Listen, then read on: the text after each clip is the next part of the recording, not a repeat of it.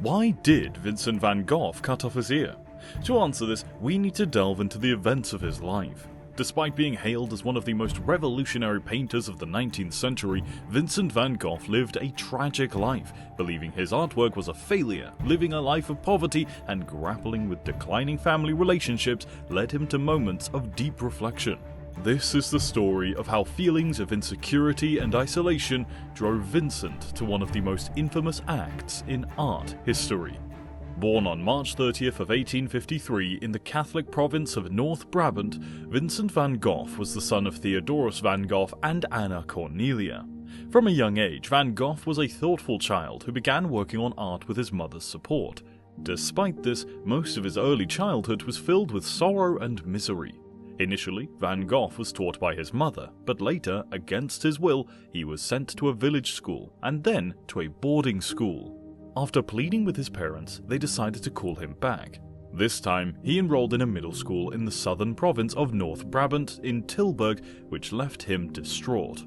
When he was 16, he moved to The Hague, where he worked as a trainee at Gauguin at Sea for about 3 years. Later, he moved on to London and then Paris. However, by this time, Van Gogh had lost interest in becoming a professional art dealer. Overwhelmed by the busy streets of London, Van Gogh considered returning home. Instead, he found a calm neighbourhood in London where he felt at peace. Encouraged by this and with his brother Theo's support, he focused fully on his art. Theo was the closest of all of his siblings, who remained in touch throughout their lives. Even though Van Gogh was the elder brother, Theo acted as his older brother and helped him in every possible way. The brothers often wrote to each other, with Theo offering his elder brother mental and financial support during most of Van Gogh's perilous life. According to historians, Theo is estimated to have given Vincent around 17,500 francs.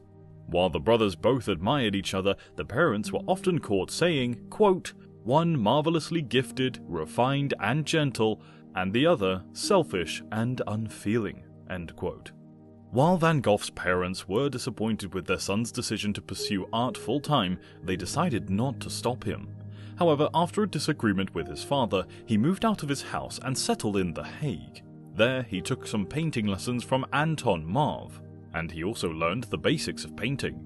However, Van Gogh found these lessons to be insufficient, so he started copying prints and studying drawing manuals to understand art better than anyone else. In 1882, Van Gogh received a commission from his uncle to draw 12 city view drawings of The Hague. Van Gogh failed to meet the expectations, but this did not deter him from trying again. He travelled to Nuenen, followed by Antwerp, and finally Paris, where he joined an art academy. However, he did encounter a fair share of problems. During his time at Nuenen, one of the portrait models became pregnant, and Van Gogh was accused of impregnating her, which led to the village priest forbidding parishioners from modelling for him. Later on, when in Paris, Van Gogh and his brother Theo experienced a significant falling out, with Theo expressing that living with Vincent was becoming nearly intolerable. Despite this rough patch, they managed to quickly resolve their differences. Inspired by this reconciliation, Van Gogh pursued his vision of creating an art colony for like-minded creatives. Unfortunately, he was unaware that this dream, while noble, would eventually crumble and profoundly affect his mental health. After a brief stay in Paris, Van Gogh moved to Arles, driven by a vision to start an art colony there. Despite his enthusiasm, he found little interest from his peers. None seemed eager to join him. The exception was Paul Gauguin, who initially hesitated due to Van Gogh's eccentric reputation. After negotiations, Gauguin finally agreed to come, with the condition that Theo would cover his travel expenses.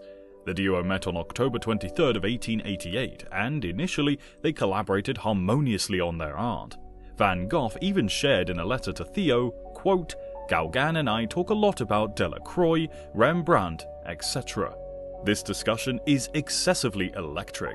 We sometimes emerge from it with tired minds like an electric battery after it's run down." End quote. However, it wasn't long before their starkly different personalities began to clash.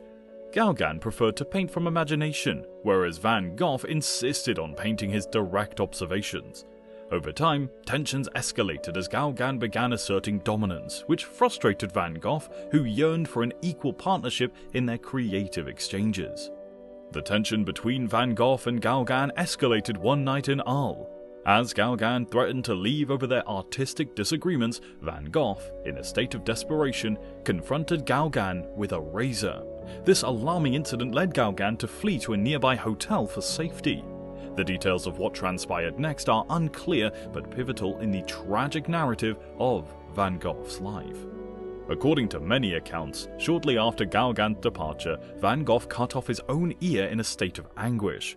He wrapped it in paper and presented it to a woman working in a local brothel, a testament to his deepening instability.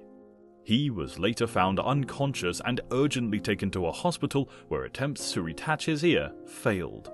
It is speculated that Van Gogh, possibly suffering from epilepsy, experienced a severe psychotic episode. Van Gogh himself later recounted the intensity of their discussions in a letter to his brother Theo. Quote, "Gauguin and I talk a lot about Delacroix, Rembrandt, etc. The discussion is excessively electric. We sometimes emerge from it with tired minds, like an electric battery after it's run down." End quote. Emerging with no memory of the episode the following day, Van Gogh realized the severity of his condition. To prevent any further harm, he was placed under hospital care until his brother, Theo, arrived. Subsequently, Van Gogh voluntarily admitted himself to an asylum in Saint-Rémy-de-Provence, where he created some of his most iconic works, including The Starry Night, Bedroom in Arles, and The Gardener. Confined initially to a room with barred windows, he painted the clinic's garden and the surrounding landscape, capturing the tranquil and the turbulent in his work. Over time, Van Gogh grew weary of these limited views and began recreating interpretations of artworks by other artists using paintings sent by Theo for inspiration. As Van Gogh's mental health deteriorated further, marked by an intense depression and an inability to write, he decided to leave the asylum for Auvers-sur-Oise. This Paris suburb allowed him to be closer to his brother while enjoying the countryside. Van Gogh's personal life mirrored the chaos of his professional life, complicated by his unconventional romantic pursuits. Despite his Protestant upbringing, he was drawn to women from various backgrounds, leading to a series of unrequited loves. He proposed to 3 women: Caroline Hanebeek, Eugénie Loyer, and Guy Stricker, all of whom rejected him due to the age differences or their love for other men. His romantic turmoil continued with his widowed cousin, Guy Stricker, who bluntly refused his marriage proposal, telling him, "No, nay, never." Heartbroken, Van Gogh left feeling rejected. Later, in The Hague, he formed a bond with Sain Hornig, a pregnant prostitute, which scandalized his family. Although they lived together, their relationship unraveled due to the external pressures and her return to prostitution. Van Gogh's last romantic interest was Agostina Segatori, a model in Paris. Although she rejected his romantic advances, she exchanged meals for his paintings. Faced with repeat rejections, Van Gogh eventually resigned himself to the notion that love was not meant for him, ceasing his pursuits of romantic relationships. After discovering that his brother Theo was considering starting his own art firm, Van Gogh became anxious. The prospect of potentially losing his main financial support deepened his existing fears about his future, as Theo had been his financial and emotional cornerstone throughout his career. Despite Theo's repeated attempts to reassure him, Vincent's mental state continued to deteriorate, leaving him feeling increasingly isolated and desperate. On July 27th of 1890, overwhelmed by his troubles, Van Gogh decided to end his suffering. In a secluded field outside Auvers-sur-Oise, he shot himself in the chest, aiming for his heart. Miraculously, the bullet deflected off of a rib and failed to cause immediate fatal damage.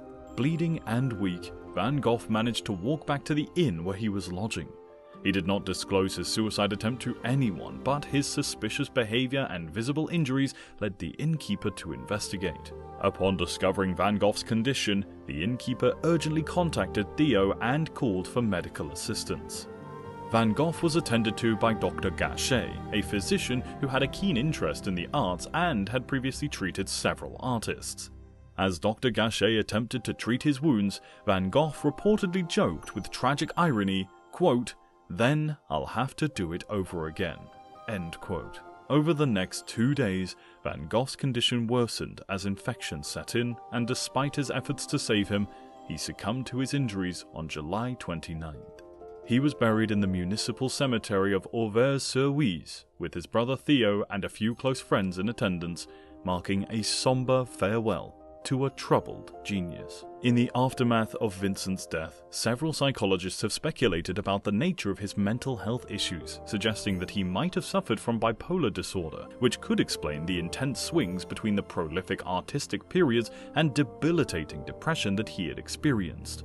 Others have suggested schizophrenia as a possible diagnosis, proposing that his paintings offered a much-needed outlet for his inner turmoil and provided moments of peace amidst his mental chaos. A year after Vincent's death, tragedy struck again as Theo too succumbed to syphilis.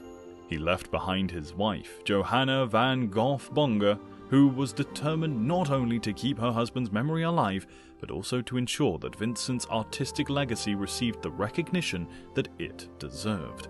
Johanna took on a formidable task of cataloguing and promoting Vincent's work, organizing exhibitions, and engaging with art critics and dealers. In a poignant tribute to the bond between the brothers, she arranged for Theo to be reburied next to Vincent in Auvers-sur-Oise. Through her persistent efforts, Vincent's art gradually began to attract attention and acclaim, eventually securing his place as one of the foremost figures in the history of Western art. Reflecting on his struggles with self-doubt and recognition, Vincent once wrote to Theo in a letter filled with both despair and insight, quote, "It's a rather sad prospect to have to say to myself that the painting I do will perhaps never have any value." End quote. If you enjoyed this video, then subscribe to our channel so that you don't miss any more stories just like this one.